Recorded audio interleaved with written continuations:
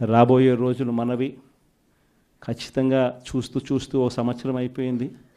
కళ్ళు మూసుకుంటే ఇంక మళ్ళీ 3 ఏళ్ళు అయిపోతాయి. ఈ 3 ఏళ్ళు అయిపోయిన తర్వాత వచ్చేది మాత్రం ఈసారి ఖచ్చితంగా వైఎస్ఆర్సీపీ అఖండమైన మెజార్టీతో నిలబడుతుంది.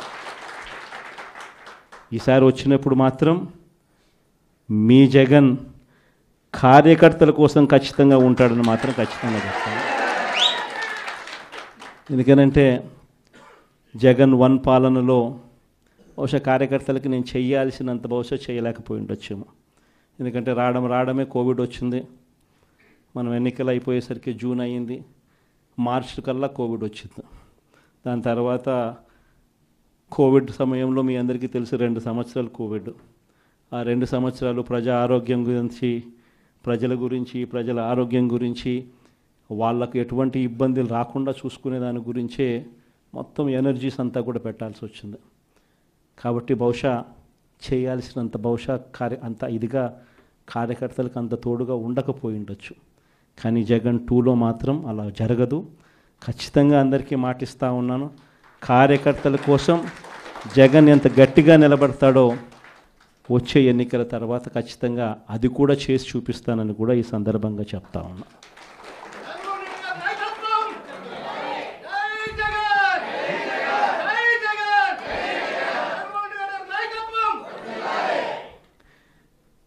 చంద్రబాబు నాయుడు గారి మాదిరి ఆయన మోసాలు నిజంగా ఈ మధ్యకాలంలో క్లైమాక్స్ అనేది మీ అందరికీ బహుశా తెలిసే ఉంటుంది. మొన్న ఈ మధ్యకాలంలోనే క్లైమాక్స్కి చేరినాయి. మామూలుగా చంద్రబాబు నాయుడు అనే వ్యక్తి అబద్ధాలు చెప్తాడు, మోసం చేస్తాడు అన్నది మనందరికీ కూడా బాగా తెలిసిన విషయాలే.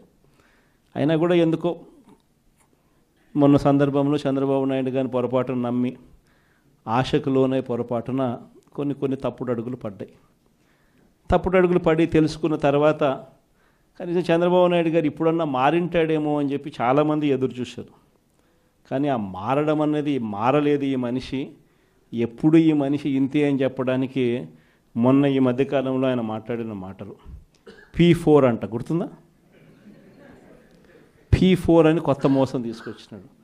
ఆశ్చర్యకరం ఏంటంటే P4 విధానం అంటే ఏంటంటే సమాజంలో ఉన్న 20% పేదవాళ్ళ బాగోగులన్నింటినీ 10% సంపన్నులకు అప్పగిస్తాడట. అసలు ఈ మనిషి ఏం మాట్లాడుతున్నాడో నాకే అర్థం కాల రోజు చెప్పిన తర్వాత. అసలు రాష్ట్రంలో ఎన్ని వైట్ కార్డ్స్ ఉన్నాయో చంద్రబాబుకు తెలుసా అని అడుగుతా ఉన్నా. వైట్ కార్డ్ అంటే ఏంది? తెల్ల బియ్యం కార్డ్ అంటే ఏంది? బిలో పావర్టీ లైన్ అని, అంటే దారిద్ర్య రేఖకు దిగువన ఉన్న వాళ్ళు అనేది కదా దాని అర్థము. రాష్ట్రంలో 1,61,00,000 ఇళ్ళుంటే అందులో 1,48,00,000 ఇళ్ళు వైట్ కార్డ్ హోల్డర్స్. అంటే ఎంత పర్సెంటేజ్? 1,61,00,000కు 1,48,00,000 అంటే దాదాపుగా 90%. దాదాపు 90% రాష్ట్రంలో ఉన్న ఇళ్ళు ప్రజలు దారిద్ర్య రేఖకు దిగువన ఉన్నవాళ్ళు. మరి 90% మంది దిగువన ఉంటే ఈ పెద్ద మనిషి ఇంకోటి అడుగుతా పోనీ, అసలు రాష్ట్రంలో ఎంతమంది ఇన్కమ్ ట్యాక్స్లు కడతా ఉండరు? అదన్నా ఈ పెద్ద మనిషి చంద్రబాబు నాయుడు తెలుసా అని అడుగుతా ఉన్నా. ఎందుకంటే ఇన్కమ్ ట్యాక్స్లు కట్టేది కేవలం 8,60,000 మంది మాత్రమే ఇన్కమ్ ట్యాక్స్లు కడుతున్నారు. మొత్తం మీద ఒక 25 లక్షల మంది ఇన్కమ్ ట్యాక్స్లు ఫైల్ చేస్తూ ఉన్నారు. అందులో నిల్ రిటర్న్స్ అని చెప్పి రాసే వాళ్ళను పోను ఇన్కమ్ ట్యాక్స్లు కట్టే వాళ్ళు ఎంత అంటే కేవలం 8,60,000 మంది మాత్రమే ఇన్కమ్ ట్యాక్స్లు రాష్ట్రంలో కడతా ఉన్నారు. మళ్ళీ 8,60,000 మందికి 1,48,00,000 మందికి అప్పచెప్పాలి కదా. నిజంగా అదే ఆయన చెప్పే P4 అంటే కూడా అక్కడ కూడా మళ్ళీ మోసమే. కేవలం 20% అంటాడు. ఆడ మోసమే. అసలు వాస్తవం చెప్పాలంటే కనీసం 1000 మంది ముందుకు రారు. కనీసం రాష్ట్రంలో 1000 మంది ముందుకు రారు. ఇది జరగదని చెప్పి అందరికీ తెలుసు. అవాస్తవాలని అందరికీ తెలుసు. ఈయన డ్రామాలు ఆడుతున్నాడని అందరికీ తెలుసు. ప్రజలందరూ నవ్వుకుంటున్నారు. ఈయన మాట్లాడేటప్పుడు ఏకంగా మీటింగ్లో నుంచి మనుషులు కూడా వెళ్ళిపోతూ ఉన్నారు. ఇంత అబద్ధాలు చెప్పాకయ్యా, ఇంత మోసం చేయకయ్యా అని చెప్పి చెప్తా ఉన్నా కూడా ఈ మనిషికి నేను చెప్పేది అబద్ధమే, నేను చెప్పేది ప్రజలు నమ్మాల్సిందే అని అబద్ధాల మీద అబద్ధాలు చెప్పుకుంటూ పోతూ ఉన్నాడు. ఎన్ని రేషన్ కార్డులు ఉన్నాయో తెలియదు, వైట్ రేషన్ కార్డుకి అర్థం ఏమిటో తెలియదు, ఎంతమంది రాష్ట్రంలో ఇన్కమ్ ట్యాక్స్లు కడతా ఉన్నారో కూడా తెలీదు అనడం కూడా తప్పు. తెలుసు కానీ మోసం. ఇప్పుడు కూడా సూపర్ 6 ఎందుకు అమలు చేయడం లేదా, సూపర్ 7 ఎందుకు అమలు చేయడం లేదంటే ఏమంటాడు, రాష్ట్రంలో అప్పులు 10 లక్షలు అంటాడు. ఎన్నిసార్లు చెప్పాలయ్యా నీకు రాష్ట్రంలో అప్పులు ఎంత ఉన్నాయి అని చెప్పి, 6.5 లక్షల కోట్లు రాష్ట్రంలో అప్పులు ఉన్నాయని చెప్పి నువ్వే అసెంబ్లీలో ప్రవేశపెట్టిన నీ బడ్జెట్ డాక్యుమెంట్లో నువ్వే చెప్పించావు. ఆయన ప్రవేశపెట్టిన బడ్జెట్ డాక్యుమెంట్లో రాష్ట్రానికి సంబంధించిన అప్పులు ఎంత అంటే ఆయనే 6.5 లక్షలు అని చెప్పి ఆయనే చూపించారు. 6.5 లక్షల కోట్లలో కూడా 3,13,000 కోట్లు ఆయన ప్రభుత్వం దిగిపోయే నాటికే ఉన్న అప్పులను కూడా అని అందరికీ కూడా తెలుసు. ఆయన ప్రవేశపెట్టిన బడ్జెట్ డాక్యుమెంట్లోనే ఉన్నాయి. కానీ ఏమంటాడు, రాష్ట్రం భయంకరంగా చూపించాలా, 10 లక్షల కోట్లు, ఇంకా 2 రోజులు పోతే 12 లక్షల కోట్లు అంటాడు, ఇంకా 4 రోజులు పోతే 14 లక్షల కోట్లు అంటాడు. ఎందుకు?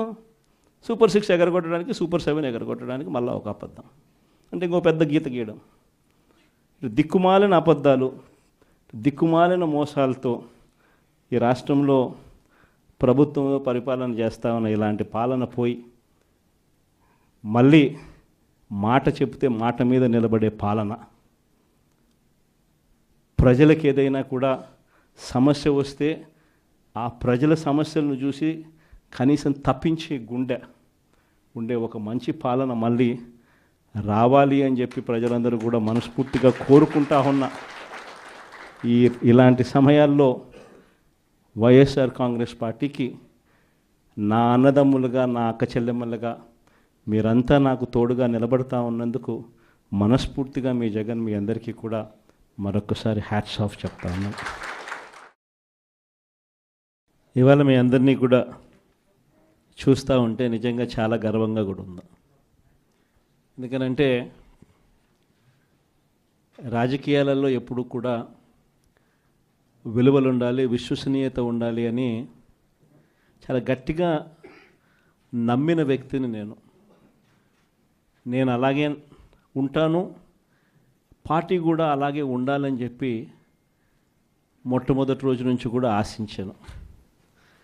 కానీ ఈసారి మాత్రం మిమ్మల్ని చూసినప్పుడు మీ అందరూ చూపించిన తెగువకు, మీ అందరూ చూపించిన స్ఫూర్తికి నిజంగా మిమ్మల్ని అందరికీ కూడా హ్యాట్స్ ఆఫ్ చెప్పాలి.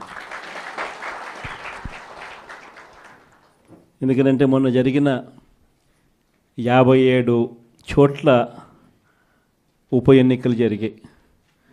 అంటే దాదాపుగా జెడ్పీటీసీ స్థానాలకు, ఎంపీపీ స్థానాలకు, వైస్ ఎంపీపీ స్థానాలకు, కోఆప్షన్ సభ్యుల ఎంపికకు, ఉప సర్పంచులకు సంబంధించిన స్థానాలకు సైతం దాదాపుగా 57 చోట్ల జరిగితే